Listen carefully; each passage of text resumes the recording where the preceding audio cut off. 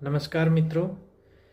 SIR प्रक्रिया देश के पूरे हिस्से में आरंभ हो चुकी है। कई जगह से इस तरह की खबरें आ रही हैं कि बीएलओ यानी कि ड्यूटी में लगे कर्मचारी तनाव में हैं और आत्महत्या भी कर रहे हैं। अब ये खबर कितनी सच है या झूठ है, इसको जानने से पहले ये समझ लीजिए कि चुनाव आयोग की ये प्रक्रिया काम कैसे करती है। चुनाव आयोग के पास अपना कोई स्टाफ नहीं होता है। चुनाव आयोग जो जिला प्रशासन के कर्मचारी हैं उन्हीं से अपना काम लेता है। जिला अधिकारी ही मुख्य चुनाव अधिकारी होता है एक जिले का, और प्रशासन में काम करने वाले लोग चुनाव का काम करते हैं जब उनकी ड्यूटी लगती है। जब चुनाव होता है तो लगभग 45 दिन तक यही कर्मचारी जिनकी ड्यूटी तय करता है चुनाव आयोग, उनको इस प्रक्रिया में ड्यूटी देनी होती है। बीएलओ भी उसी का पार्ट है।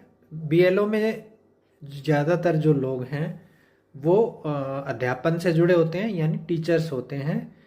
जब उनकी बीएलओ में ड्यूटी लगती है तो उनको स्कूल से रिलीव कर दिया जाता है और वो पूर्ण रूप से इस प्रशासनिक कार्य को अंजाम देते हैं। तो ये कहना कि उनके ऊपर अतिरिक्त प्रेशर है, ये गलत है, क्योंकि उनको उनके मूल काम से रिलीव कर दिया जाता है ताकि वो चुनाव आयोग का काम ठीक ढंग से और निष्पक्षता पूर्वक कर सकें।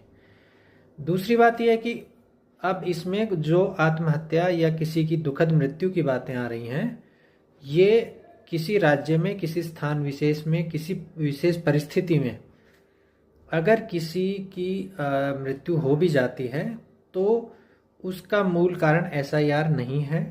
उसका मूल कारण उसके स्वास्थ्य से संबंधित हो सकता है या किसी का और निजी कारण हो सकते हैं, लेकिन इसको इनकी दुखद मौत को राजनीतिक कारणों से जोड़कर, एसआईआर से जोड़कर देखा जाना बिल्कुल उचित नहीं है।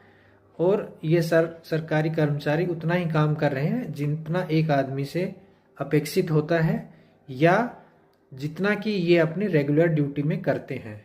तो इस प्रकार की जो अफवाहें हैं वो गलत हैं कि एसआईआर की वजह से लोग आत्महत्या कर रहे हैं या तनाव में हैं। धन्यवाद।